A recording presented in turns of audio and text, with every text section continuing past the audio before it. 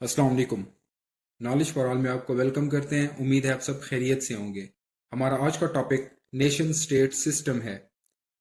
Viewers, آج ہم جس دور میں رہ رہے ہیں اسے نیشن سٹیٹ سسٹم کہا جاتا ہے، اور جس سٹیٹ میں ہم رہتے ہیں اسے نیشن سٹیٹ کہا جاتا ہے۔ دنیا کا یہ سارا نظام نیشن سٹیٹ سسٹم، اور جس ریاست میں ہم رہتے ہیں اسے نیشن سٹیٹ کہا جاتا ہے۔ نیشن سٹیٹ کیا ہوتی ہے؟ نیشن سٹیٹ سسٹم کیا ہوتا ہے؟ اس کی ایمرجنس کیسے ہوئی؟ اور آج نیشن سٹیٹ سسٹم کو کس طرح کے سیٹ بیکس کا سامنا ہے؟ دوستو، فیچرز آف نیشن سٹیٹ آج کے دور میں جو ریاستیں ایگزسٹ کرتی ہیں وہ 4 فیچرز پہ بیس کرتی ہیں۔ Number 1، definite territory, population, sovereign government اور capacity of undertaking international relations.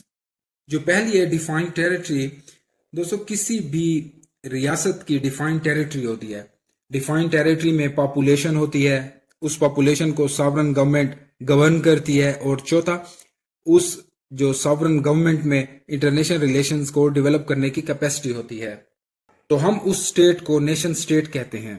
اور ایک ہی طرح کی باقی سٹیٹس جب ایک دوسرے کے ساتھ انٹریکٹ کرتی ہیں ایکویلٹی کی بیسس پہ، انٹر ڈیپینڈنس کریٹ کرتی ہیں، تو یہ ہم اس سسٹم کو یا اس سارے سسٹم کو نیشن سٹیٹ سسٹم کہتے ہیں۔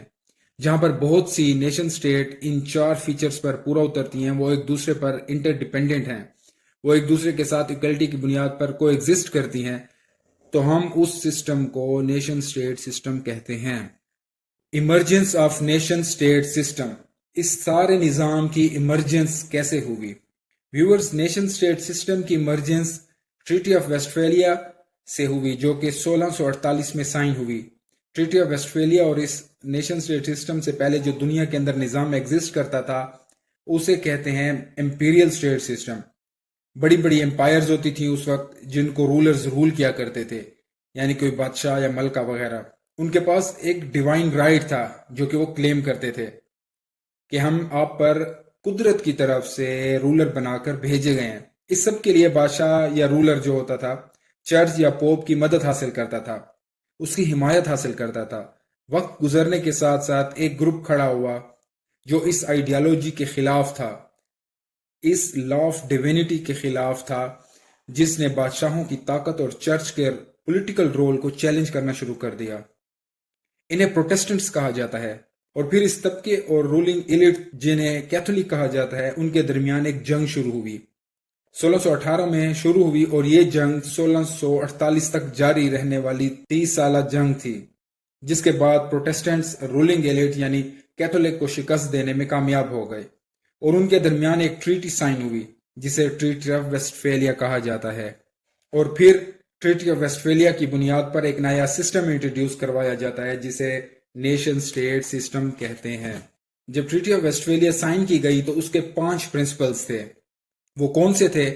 Number 1، territorial integrity, principle of sovereignty, یعنی ساورینٹی انٹرنلی اور ایکسٹرنلی۔ نمبر 3 کیا تھا؟ Principles of individual equality and freedom. Number 4، principles of recognition, and 5th one, principles of non interference. Viewers, in 5 principles کی بنیاد پر treaty sign کی گئی اور ایک نیا نظام دنیا میں لایا گیا جسے نیشن سٹیٹ سسٹم کہتے ہیں۔ اس نیشن سٹیٹ سسٹم کو جو بریک تھرو ملا وہ ورلڈ وار 1 کی وجہ سے ملا، کیونکہ ورلڈ وار 1 سے پہلے بہت سی امپیریل سٹیٹس موجود تھیں جو کہ اس سسٹم کے لیے رکاوٹ تھیں۔ دراصل ورلڈ وار 1 ہوئی ہی نیشن سٹیٹس اور امپیریل سٹیٹس کے درمیان تھی، جیسا کہ اوٹومن امپائر تھا، آسٹرین ہنگرین امپائر تھا۔ ان نیشن سٹیٹس نے امپیریل سٹیٹ کو شکست دی، بڑی بڑی سلطنتیں چھوٹی چھوٹی سٹیٹس بننا شروع ہو گئیں۔ پھر 1945 کے بعد دوسرا فیز آیا جسے ہم ڈی کولونیلائزیشن کہتے ہیں، جب کچھ اور مزید ممالک جو غلام تھے اور آزاد ہوئے۔ پاکستان اور انڈیا کے ساتھ ساتھ کچھ افریقن کنٹریز کی بھی ہمیں مثال ملتی ہے جب نیشن سٹیٹ سسٹم مزید فلرش ہوا۔ اور تیسرا فیز جب کولڈ وار ختم ہوئی اور یو ایس ایس آر کو شکست ہوئی اور مزید کچھ ممالک آزاد ہوئے، جن میں central Asian republics, Baltic states اور ایسٹرن یورپین کنٹریز شامل تھیں۔ یہ بھی ممالک نیشن سٹیٹس بنے۔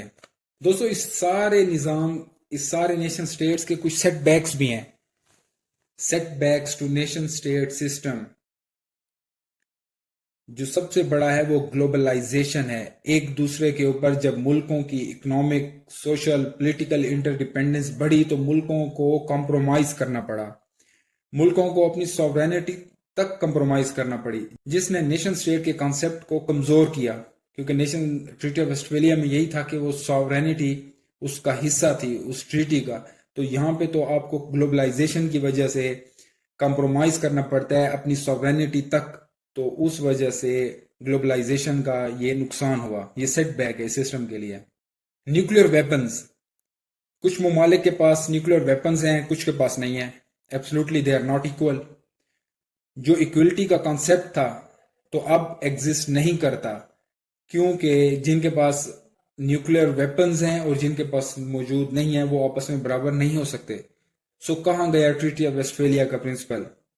تھرڈ ون ہے exploitative role of international governmental organisations. World bank ہو گیا، آئی ایم ایف ہو گیا، ان کا رول ہو گیا.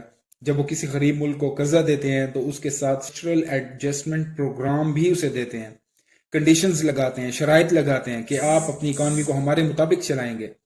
آف نان انٹرفیرنس تھا، اس کی خلاف ورزی ہے. اور آخر میں U N O security council میں 5 ممالک کو پرماننٹ ممبرز جو ہیں 5 پرماننٹ ممبرز، ان کو ویٹو کا اختیار دیا گیا، باقی کسی ملک کو اختیار نہیں ہے. یہ ایک بہت بڑا فیکٹر ہے.